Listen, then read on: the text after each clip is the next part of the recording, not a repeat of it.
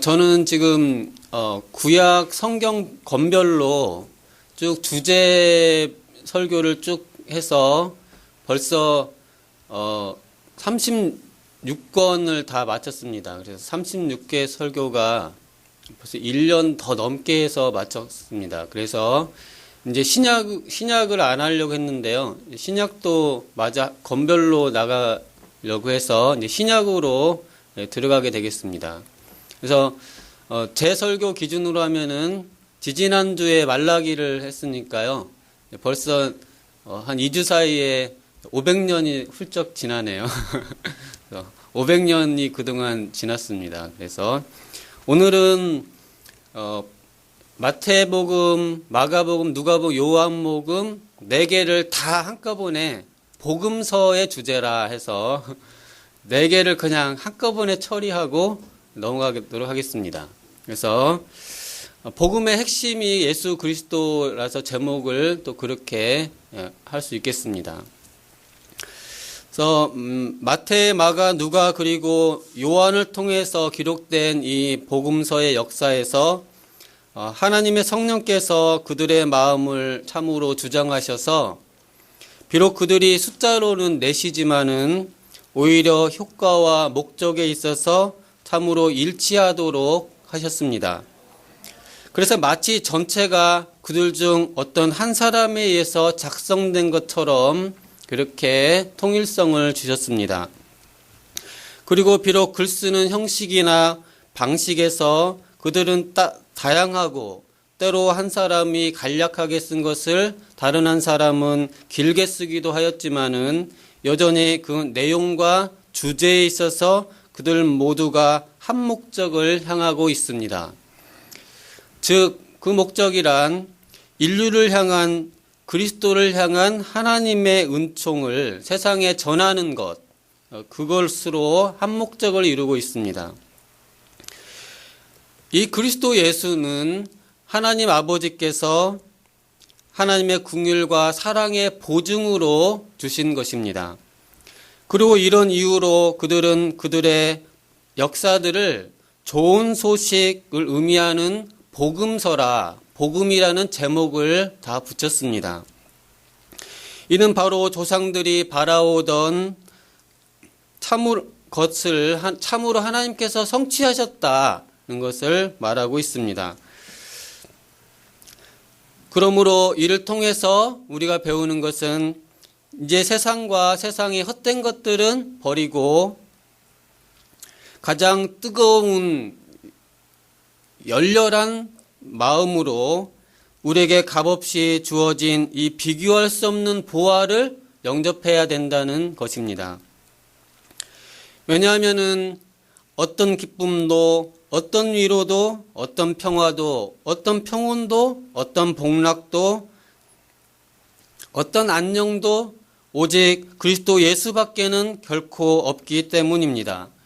그리스도 예수님이 이 복음의 바로 그 실체이고 그리스도 예수님 안에 모든 약속이 예요, 아멘이 됩니다.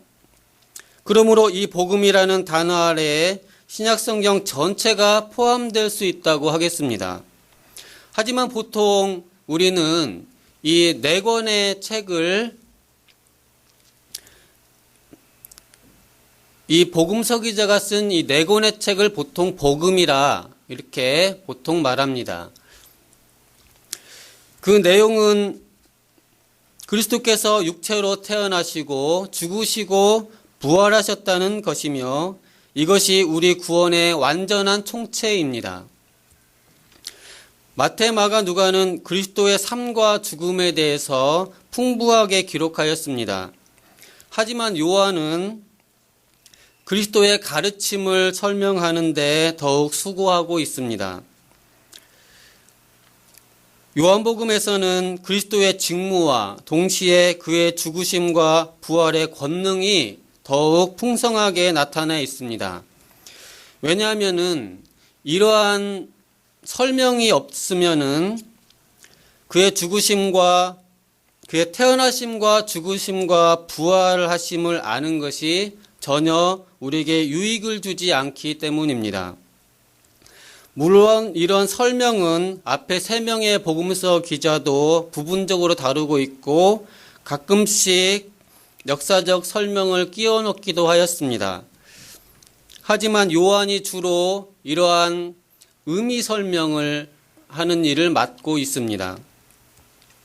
그러므로 어떤 유명한 주석가는 이 3명의 복음서 기자들이 쓴 책은 예를 들면 몸과 같다, 이런 몸과 같다고 말하였고, 요한은 우리 앞에 그 영혼을 제시해주고 있다고 말했습니다. 또 그 동일한 유명한 그 주석가는 요한을 통해서 기록된 복음은 다른 복음서를 이해하는데 문을 여는 열쇠라고도 하였습니다. 그래서 그리스도의 직무와 능력과 권능을 이해하는 사람은 누구든지 세상에 오신 하나님의 아들에 관하여 쓰여진 것을 가장 유익하게 읽을 수 있습니다. 이제 이 역사의 저자들에 대해서 언급해 보겠습니다. 마태는 세리, 즉 세금 걷는 사람, 그리고 그리스도에서 사도로 부름받은 마태가 분명합니다. 그리고 마가는 베드로의 제자로서 알렉산드리아의 첫 교회를 세우고 거기서 네로 치하 8년에 사망했던 마가로 추정이 됩니다. 누가는 안디옥 출신의 의사로서 바울의 제자가 되어서 바울의 모든 선교 여정을 동행했고 88년을 살다가 콘스탄티노플에 묻혔던 누가라고 합니다. 또 요한은 주님이 사랑한 사도이고 세베대의 아들이고 야고보의 형제입니다. 예수님 돌아가신 후에 60년을 더 살다가 에베소 근처에 묻혔던 요한을 말하고 있습니다. 마지막으로 한마디 덧붙이자면은 복음이란 단어는 좋은 소식, 즉 여기서는 태초부터 약속된 하나님의 아들이 오신 기쁜 소식을 담고 있는 이야기라는 의미입니다. 저는 예수 그리스도라는 제목을 담고 말하고 있습니다. 저는 오늘 설명을 하려고 하는 것은 역시 마태와 마가와 누가가 예수님이 태어나시고 죽으시고 부활하셨던 그 객관적 사실을 주로 기록했다면은 요한은 예수님의 죽으심과 부활이 과연 우리에게 어떤 효과와 권능으로 작용하는지 설명한 거에서 이 요한의 설명을 좀 중점적으로 풀어보려고 합니다. 이 예수 그리스도가 이제 오셨습니다. 지난번에 학개와 사가랴와 또 말라기가 말했던 것처럼 또 구약 성경에서 계속 선지자를 보내주신다. 그분 메시아를 보내주신다고 하셨던 분이 이제 역사 속에 이제 진짜 오신 것입니다. 에덴 동산에서부터 아담에게 약속해 주신 그 여인의 후손, 그 메시아가 그때로부터 거진 3, 4천, 6천년 정도까지를 내려와서 바로 지금부터 2000년 전에 바로 이 메시아가 이 땅에 오셨다는 것. 이것이 역사의 가장 중요한 사건입니다. 그래서 이것으로서 BC와 AD가 나눠집니다. 그리고 예수님 이전의 모든 사람들은 선지자들과 모든 것들은 다 그림자였습니다. 근데 이제 실체, 그림자들이 저희가 이렇게 보면은 그림자들이 왔다 갔다 할 수 있잖아요. 근데 그림자들만 왔다 갔다 하다가 문을 열었더니 어떤 그림자가 싹 왔다가 그래서 그분이 오셨나 보다 했는데 들어오시진 않으시고 그림자만 비추시고 다시 안 오시고, 또 문이 열려서 보니까 또 그림자가 싹 비쳐서 또 그분이 오셨나 보다 기다렸는데 또 그분이 아직 안 오시고, 이렇게 그림자만 왔다 갔다 이렇게 4,000년, 6,000년을 하다가 이제 진짜 또 그림자가 이렇게 왔다가 이제 또 그분이 오시나 보다 이렇게 했는데 진짜 이제 그분이 딱 문 열고 딱 들어오시는 겁니다. 그래서 역사 속에 메시아 그리스도 하나님이 친히 인간의 몸을 입고 이 땅에 내려오시는, 그래서 이 성육신을 예수님 오시는 것을 계시의 정점이라 또 말하고, 사랑이 확실히 증거로 나타났다 이렇게 말하고, 또 메시아는 그림자로서 왔다 갔다 하다가 메시아는 실체가 오셨다 그렇게 말하고, 성령의 권능은 그전까지는 성령의 권능이 어떻게 보면 약속처럼 있다가 이제 오순절 성령님이 이제 임재하시는 그런 역사의, 말 그대로 역사의 가장 중요한 사건이 이제 이루어지게 됩니다. 이 소식이 기쁜 소식이고 이 소식이 왕이 오신다는 소식입니다.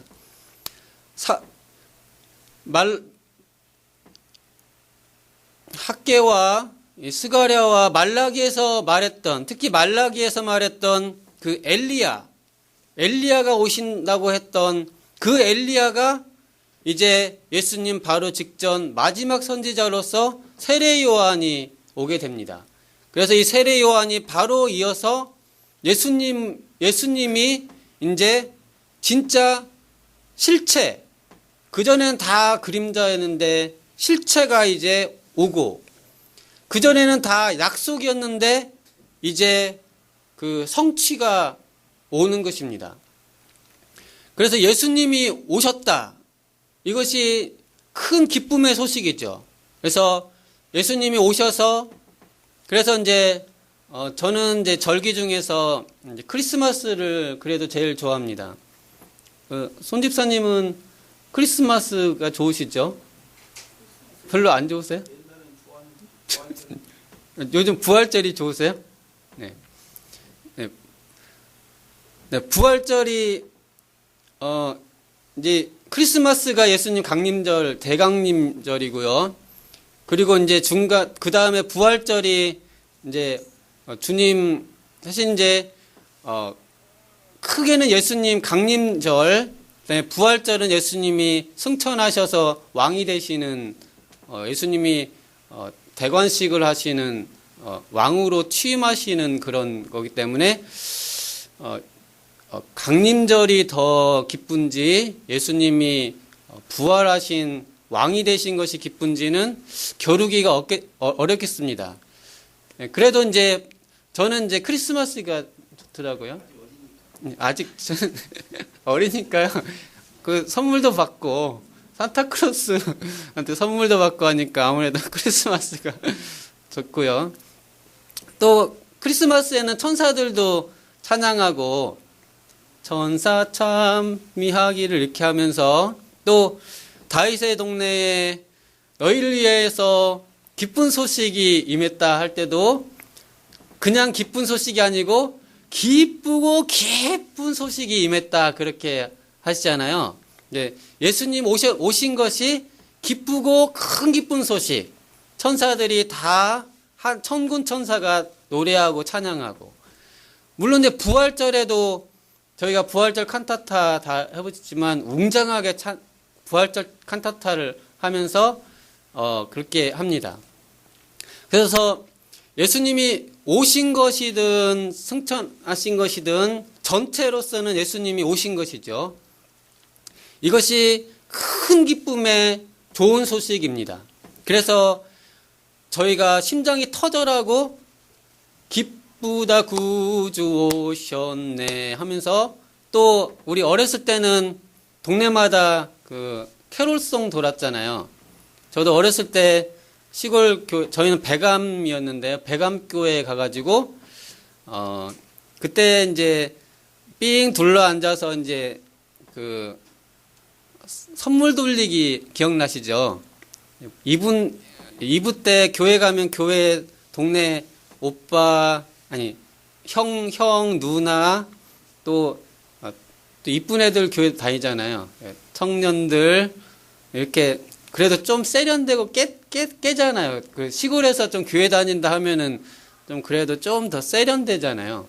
좀 그 서약물 먹은 그래서 교회를 딱 가면은 다 삥 둘러서 이게 선물을 서로 교환하는 게 있어서 내가 좋아하는 누구한테 선물 줄까? 또 나한테 선물 받을까? 이런 거 하면서 이제 가서 이렇게 이제 크리스마스 이브 때 성탄 연극도 하고 또 이렇게 놀다가 밤에 이제 떡국을 먹잖아요. 12시에 떡국 먹고 조금 쉬었다가 이제 그 새벽 캐롤을 도는데 저희는 배감 초등학교 바로 옆에 배감 교회가 있고 주변에 한 10동네 이상 주변에 교회가 없어요. 그러면은 각 동네마다 이제 나누죠. 몇몇 팀을. 그래서 누구는 저기 배감리 뭐 걸어서 한참 가요. 또 누구는 이쪽 동네, 누구는 이쪽 동네 이렇게 가죠. 그러면은 다 이제 몇 명씩 한 10명씩 캐롤 하면서 거리마다 오고 가는 이렇게 하면서 흰 눈 사이로 그렇게도 하고 또 기쁘다 구주 오셨네 이렇게 하면서 가죠. 그러면은 옛날 분들은 아이들이 올 때까지는 잠을 안 자고 기다리고 계시다가 과자랑 뭐 쌍화차나 뭐 이런 것들 음료수를 준비해 두고 있다가 애들 와서 다 먹이고 가면 주무시고 그랬던 것 같아요. 그래서 새벽에 집집마다 이제 주로 성도님들 집 주변으로 가서 불 켜져 있는 집으로 가서 이제 앞에서 이제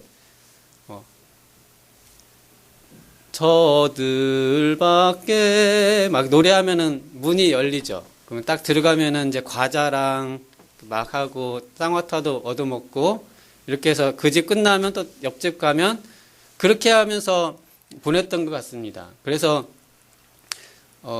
되게 부활절 날은 그 계란 먹는 거 계란 먹고 이런 건 있는데 그런 재미는 없었던 것 같아요.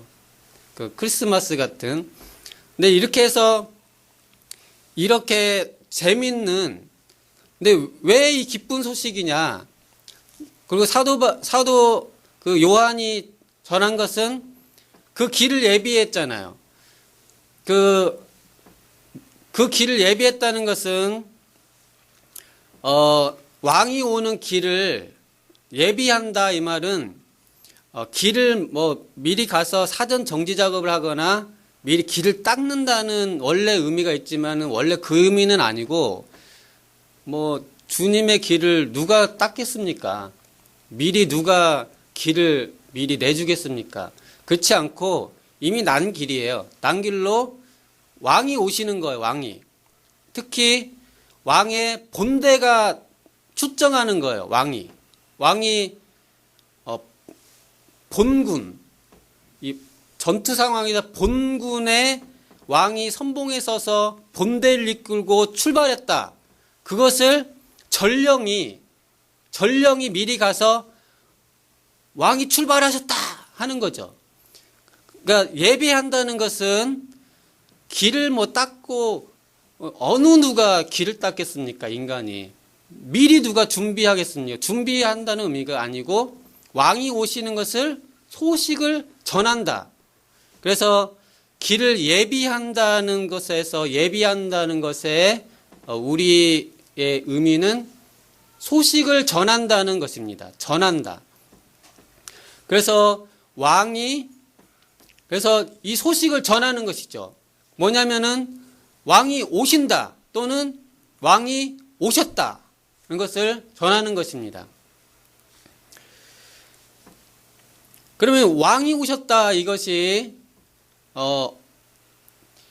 이 왕이 오셨다는 그것에 대해서 지난번에 마지막 세 명의 선지자, 그 학개와 스가랴와 말라기 이 세 선지자가 공통적으로 외치는 게 무엇이었나요? 학개는 성전을 건축하라는 것입니다. 이것에 대한 이 설명이 요한복음에 사실은 진행되고 있어요.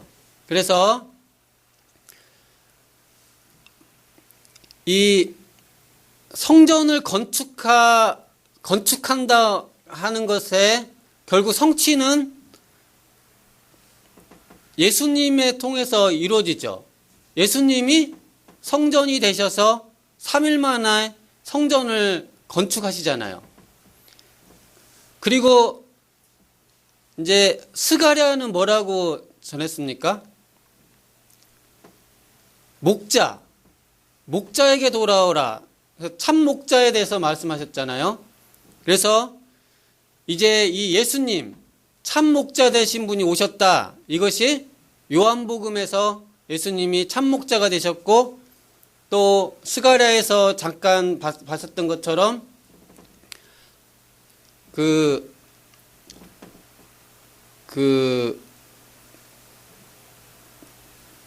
추수감사절 그 절기 중에서 초막절이 스가랴에서 나오는데, 초막절 때 명절 초막절에서 생수의 강이 터쳐 나온다는 게 스가랴에 있었잖아요.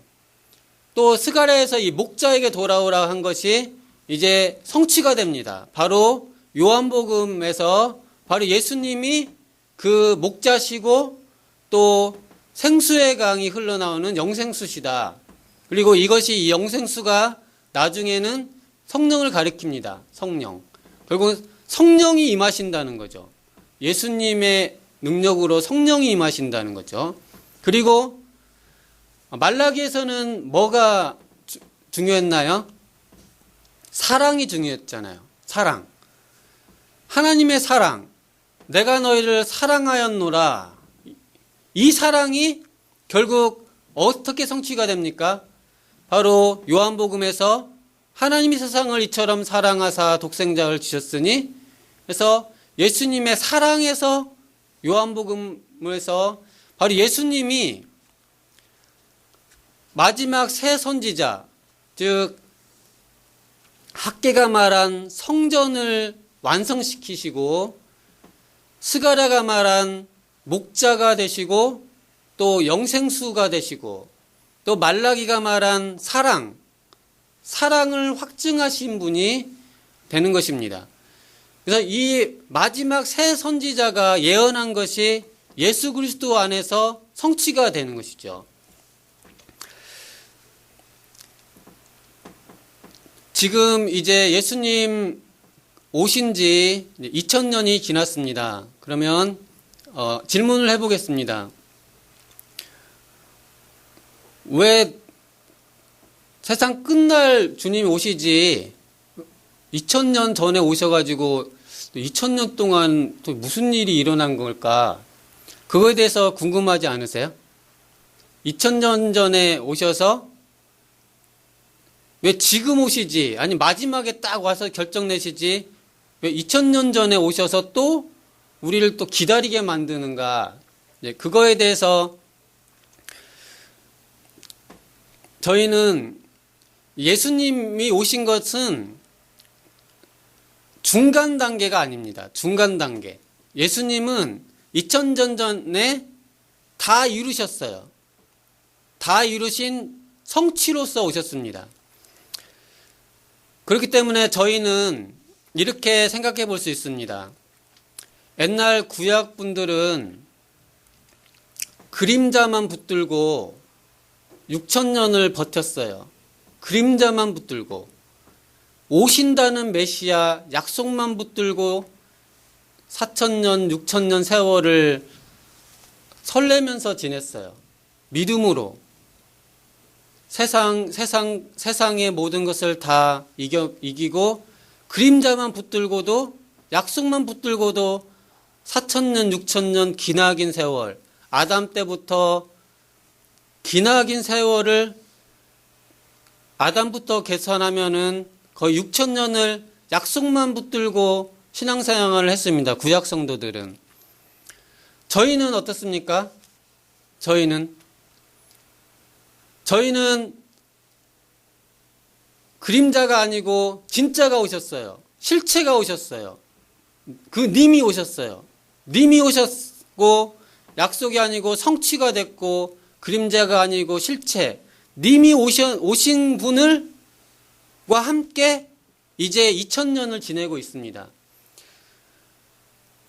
그러면 앞으로 구약으로 치면은 한 4,000년 더 지내라고 하시면은 어떠실 것 같습니까? 손 집사님은 앞으로 4,000년 더 버텨야 된다. 예수님 재림이 내 당대에 오신다고 다 그러는데 그게 아니고 4,000년 정도 기다려라. 그러면은 신앙생활 하실 겁니까? 마실 겁니까?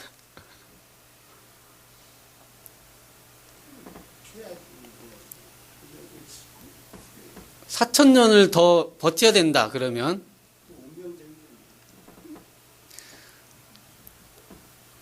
네, 양 목사님은 어떠신가요? 네, 뭐 개인 삶이 약 한 70년, 100년, 길면 120년인데요. 교회로 보면 교회가 앞으로 4,000년은 더 버텨야 된다. 그러면은 어떨까요? 한숨 자고요. 그거에 대해서는 구약 백성은 그림자만 붙들고도 6,000년을 버텼어요. 6,000년을. 아담부터 예수님 오실 때까지 그림자, 오시마 약속한 약속만 붙들고 6,000년을 기쁨으로 버텼어요. 그리고 우리는 이까짓 거 2,000년 님이 오셨는데, 진짜가 오셨잖아요. 진짜가 오신 분을 붙들고 그까짓 거 2,000년 2,000년 그까짓 거 얼마 아니고 4,000년 그 정도 버티죠. 구약 백성보다 우리가 못하면 안 되잖아요. 신약 백성이 은혜 더 많이 받았는데, 더 많이 받은 실체가 오셨는데, 그리고 오시마 약속하신 그분을 기다리는 게 아니고 님이 오셔서 그냥 동거하면서 님하고 내 사랑하면서 둥가둥가 살고 있는데 님하고 2,000년, 4,000년, 10,000년을 못 버티겠습니까? 님하고 살아도요? 그림자만 붙들고도 6,000년 산 사람들이 있는데요. 네. 그림자만, 이 바짓가랑이만 붙들고 6,000년 사신 분에 비하면은, 네. 안고, 실체를 껴안고 살면서 6,000년 그러니까 2,000년 버틴 것은 아무것도 즐겁게 버틴 거라고 봅니다. 그래서 앞으로 설령 주님 재림이 1,000년, 2,000년까지 간다고 해도 구약 백성에 비해서는 우리가 복되다. 것입니다. 이 실체가 오셨기 때문에 이 실체는 다시 떠나신 게 아니에요. 떠나신 게 아니라는 것을 좀 이제 설명해 보겠습니다. 그래서 이 예수님이 오셨어요. 이것이 큰 기쁨의 소식입니다. 예수님이 오셔서 태어나셨고 죽으셨고 부활하셨습니다. 그것의 의미를 좀 설명해 보고자 합니다. 그것의 의미를 요한이 잘 설명했지만 역시 마태도 딱 두 마디로 잘 설명했습니다. 예수 그리스도 이렇게 설명했습니다. 그러면 이 예수 그리스도 두 가지만 설명하면서 마치고자 합니다. 예수님이 왜 오셨나요? 그러니까 메시아가 왜 오셨나요?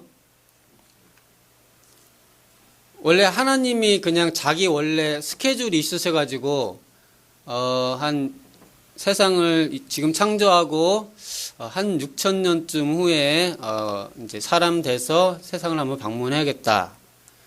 그렇게 하고 또 이제 그렇게 하나님이 자기 스케줄이 있어서 오신 건가요? 아니면 원래 안 오셔도 됐는데 오신 건가요? 네, 안 오셔도 되는데 오신 거예요. 누구 보려고 오신 거죠? 또 누구를 위해서 오신 건가요? 우리를 위해서 오신 거죠. 원래 예수님이 하늘에서 땅으로 오실 필요가 없어요. 원래 하나님이 당연히 6천년 후에는 이 땅에 와야 될 약속을 잡아놓으신 게 아니에요. 그러니까 그냥 하나님이 자신을 위해서 자기 스케줄대로 이렇게 오신 게 아니에요. 애당초 원래 하나님은 하늘에서 계시면 되는데 우리가 범죄를 했어요. 범죄를 해서 다 죽어 가네요. 그래서 우리가 건강하게 살고 있었으면 내려오실 필요가 없었어요. 근데 병들어 죽으려고 하니까 우리 때문에 어쩔 수 없이 내려오시게 된 겁니다. 그러니까 다시 말하면은 예수님이 강림하시고 그것이 예수님 자신을 위해서 오셨나요? 그러니까 예수님이 이 땅에 오신 거가 예수님이 이 땅에 오셔서 십자가에서 죽으시고 죽음을 이기시고 다시 부활하시면은 예수님 자신 성자께서 한 단계 더 업그레이드 되시는 건가요?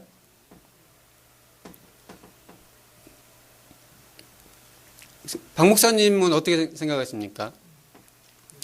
성자 하나님께서 이 땅에 한번 인간이 돼가지고 죽어요. 죽음을 이겨요. 그리고 승천해요. 그러면은 성자께서 이런 일을 성취하심으로써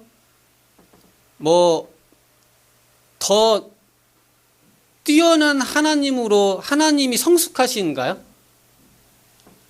하나님이 더 발전된 하나님이 되시는 건가요? 그것이 아니죠. 하나님은 이런 십자가 사역을 하신다고 해서 하나님 자신에게 아무 유익이 없어요.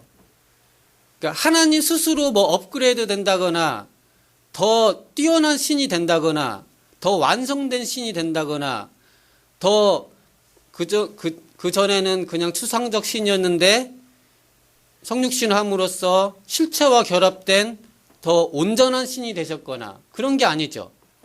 하나님은 처음부터 온전한 완전한 하나님이셨기 때문에 이 땅에 오신 것은 성자의 입장에서는 자신의 성장이나 성숙이나 업그레이드와는 아무 상관이 없습니다.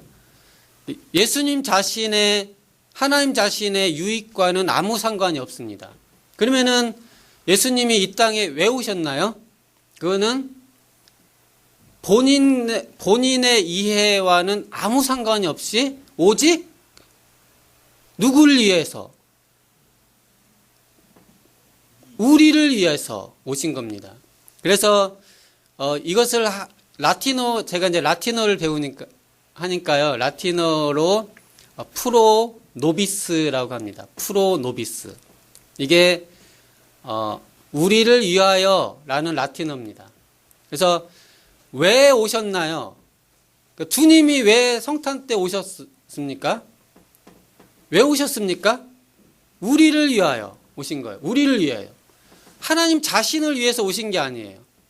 우리를 위하여 오셨어요. 프로 노비스. 그것의 의미가 예수라는 의미입니다. 예수라는 의미는 우리 죄를 사하시는 분이에요. 그렇죠? 예수는 백성의 죄를 사하신다, 구원하신다는 의미예요. 그러니까 백성의 죄를 사하기 위해서 오셨다는 말입니다. 그리스도는 무엇인가요? 그리스도는 무슨 직분을 말하고 있습니까? 삼일째 하나님의 삼일째 하나님, 성자 하나님의 고유한 직분인가요? 하나님의 본래의 어떤 직분이신가요? 하나님이라는 어떤 지위 또는 업무인가요? 그리스도가? 그리스도라는 직분은 하나님의 고유 업무가 아닙니다. 고유 업무가 아니고 그리스도라는 직분은 메시아라는 이 직분은 예수라는 말과 똑같아요. 우리를 위해서 그 백성을 위해서 봉사하는 직이에요. 그리스도가.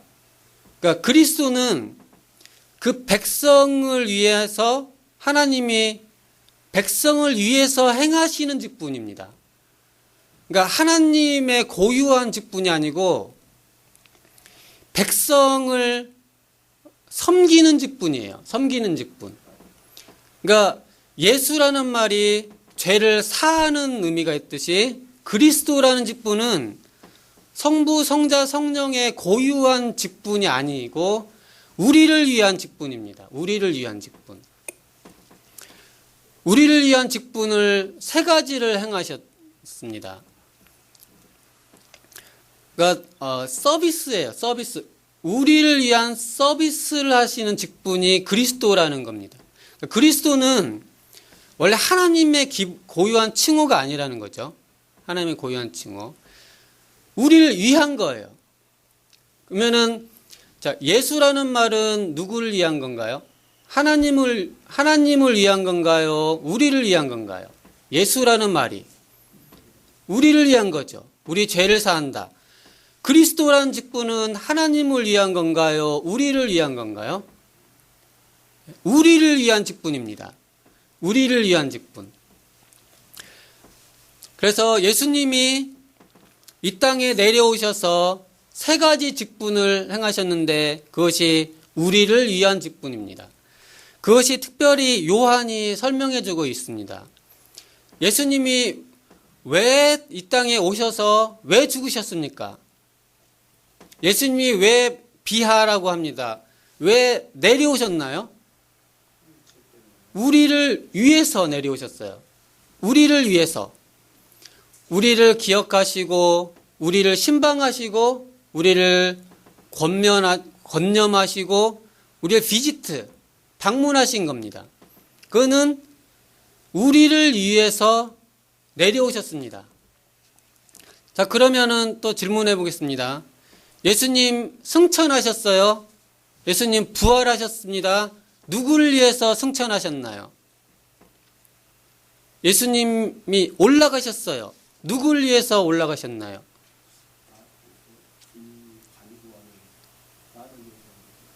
예수님이 올라가신 것도 우리를 위해서 올라가셨어요. 그러니까 이 내려오시고 올라가신 거가 그리스도 직분입니다. 그리스도 직분에 선지자, 제사장, 왕, 이 말은 우리에게 주시는 직분이에요. 그러니까 이 그리스도 왕으로서 그리스도는 하나님이신 왕과는 다릅니다. 그러니까 원래 왕이신 하나님하고 달라요. 이 그리스도직으로서의 왕직은 우리에게 선물로서의 왕이에요. 선물로서의 왕.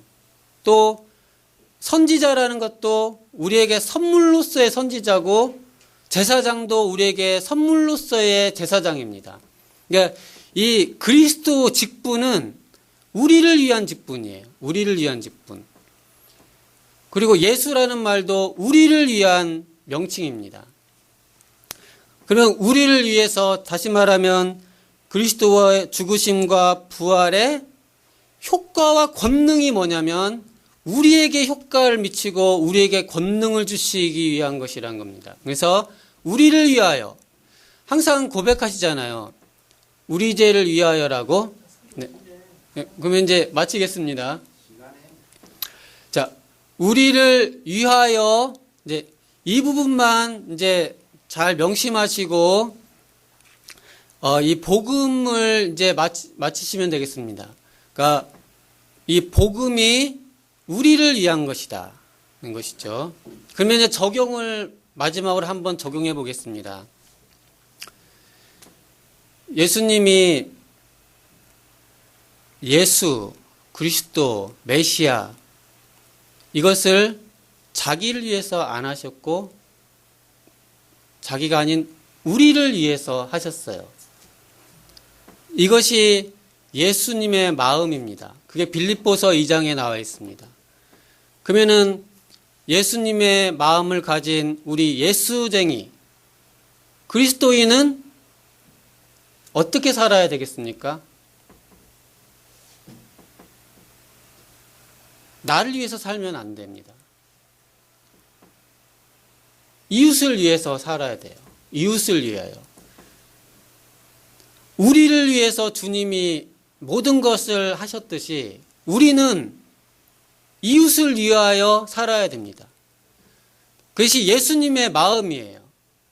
그러면은 거꾸로 말하면은 이기적인 사람은 기독교인이 아닙니다. 이기적인 사람, 자기중심적인 이기적인 사람은 예수의 영이 없어요. 없어요. 이기적인 사람은. 예수님이 이기적으로 이 땅에 내려오신 것 자체가 자기를 비워서 내려오셨어요. 근데 자기 백성이 이기적으로 산다. 그는 예수 마음이 없어요. 그래서 예수 마음을 갖고 있는 사람은 이기적으로 살지 않고 남을 위해서 사는 존재입니다. 남을 위해서 사는 존재. 혹시 어디서 기독교인도 이기적으로 산다고 이기적으로 살아야 된다고 누가 혹시 외친다면 거짓 복음입니다. 거짓 선지자입니다. 왜냐하면 예수님이 그렇게 안 하셨기 때문입니다. 제가 프로노비스 지금 목이 터지게 한 이유는 기독교인이 나를 위해서 살면 안 된다는 거예요. 이웃을 위해서 사셔야 된다는 겁니다. 결정적인 순간에 예수님 생각을 하십시오. 예수님이 하늘에 사셔도 되셨지만 우리를 위해서 예수 그리스도직 그걸 다 행하셨다는 거. 그래서 프로노비스 하나만 기억하시고 나는 어떻게 살 것인가 해서 이 땅에 이기적인 신자들은 다 사라지고 이타적인 신자들만 남아있는 그런 복된 기독교인 될 수 있도록 기도를 드립니다. 아멘. 기도하겠습니다. 하나님 아버지, 우리를 위해서 예수님이시고 그리스도이십니다. 또 이 예수님 믿은 우리는 하나님 위해서 이웃 위해서만 살 수 있도록 하나님 도와주시옵소서. 예수님 마음을 진짜로 헤아려서 살게 도와주시고 자기 허상과 생각에 쫓아서 멋대로 신앙생활하지 않도록 도와주시옵소서. 사랑하는 예수님 이름으로 기도드리옵나이다. 아멘.